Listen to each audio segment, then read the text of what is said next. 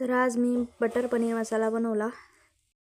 कढईत तेल टाकल्यानंतर मोहरी, जिरा, कलमी, तेजपान, मोठी इलायची टाकून घेतली. 2 हिरवे मिर्च, कांदे, काजू, अद्रक लसूण पेस्ट मिक्स करून घेतला. नंतर त्यात 2 टमाटर कापून टाकले.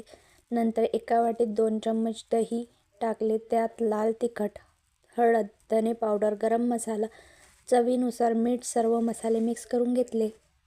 आणि नंतर फोडणीमध्ये मिक्स करून व्यवस्थित परतून घेतले. नंतर थोडं कोथिंबीर टाकून त्याला मिक्सर जारमध्ये काढून त्याची बारीक पेस्ट करून घेतली. नंतर कढईत थोडी हळद घालून पनीर शॅलो फ्राय करून घेतले. नंतर कढईत तेल घालून बारीक केलेली पेस्ट त्यात टाकली. नंतर त्यात पनीर बटर मसाला टाकून घेतला. नंतर त्यात 1 ग्लास इतके पाणी घालून एक उकळी येऊ दिली. नंतर पनीर पीसेस मिक्स केले, कसुरी मेथी टाकली. नंतर कोथिंबीर टाकून गार्निशिंग करून घेतली. नंतर गरम पनीर बटर मसाला, जीरा राईस आणि पराठा सर्व्ह करून घेतला. तुम्हाला ही रेसिपी कशी वाटली कमेंटमध्ये नक्की सांगा.